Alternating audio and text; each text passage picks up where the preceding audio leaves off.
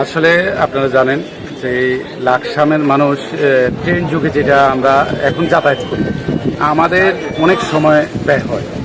যদি এটা আমাদের যে কডলানের যে উপস্থাপনা হয়েছে সংসদে, এটা যদি বাস্তবায়িত হয়, অবশ্যই আমাদের কুমিল্লা, লাকসাম বা নোয়াখালী বলেন, চট্টগ্রামের লোকের জন্য আমাদের জন্য অনেক সময় বাঁচবে।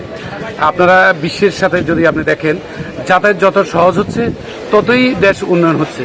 তো এই উন্নয়নের ক্ষেত্রে কারণ প্রত্যেকটি ব্যক্তির সময়ের অনেক মূল্য রয়েছে। এই অল্প সময় আমরা যতটুকু সময় কমাইতে পারবো বা যানবাহনে যতটুকু সময় কমাতে পারবো, আমাদের অতই অর্থ বাঁচবে। অর্থ বাঁচলেই আমাদের দেশের উন্নয়নে অবশ্যই গতিশীল বাড়বে আমি মনে করি।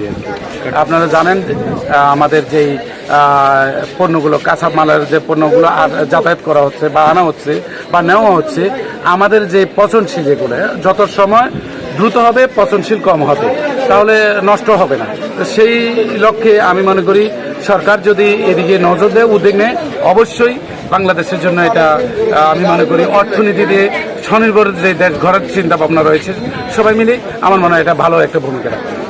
আমাদের যে কুমিল্লার মধ্যে বা যে লোকাল ট্রেনগুলো ছিল, কুমিল্লা, নোয়াখালী, কুমিল্লা, চাঁদপুর বা চট্টগ্রামের সাথে যে লোকাল ট্রেনগুলো ছিল, আরও অনেক ট্রেন ছিল। ডে বাই ডে কিন্তু ট্রেনের সংখ্যা কমেছে। যদিও আপনার ভালো ট্রেনের সংখ্যা বাড়ছে, কিন্তু আমাদের যেই ক্ষুদ্র ট্রেনগুলো, এগুলোর সংখ্যা কমে গেছে। এটার সংখ্যা কমার কারণেই আমাদের যে সড়ক পথটা, এই পথে কিন্তু আমাদের জ্যাম সৃষ্টি হচ্ছে। দৈনিক এখানে মানুষ যেহেতু ট্রেনের যোগাযোগ হচ্ছে না, সেহেতু মানুষ সড়ক পথে যাচ্ছে। সড়ক পথে জ্যাম কমাতে হলে অবশ্যই এই ট্রেনগুলো আমাদের আরও বৃদ্ধি করতে হবে। পাশাপাশি যেই আমাদের ট্রেনের যাতায়াতটাকে আরও গতিশীল বাড়াতে হবে। আর বিভিন্ন স্টেশনগুলি বন্ধ। হ্যাঁ, বিভিন্ন স্টেশনগুলো যেমন লালমাই স্টেশন, এগুলো এখন বন্ধ।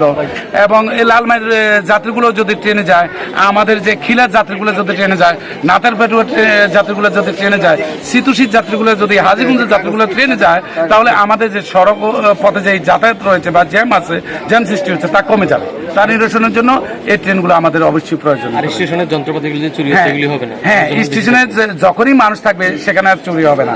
দিন দিন আপনারা দেখেন যে আমাদের স্টেশনগুলো অনেক জিনিসপত্র হারিয়ে যাচ্ছে বা লস হচ্ছে, ডিউ টু আমাদের ওখানে লোক থাকতেছে না।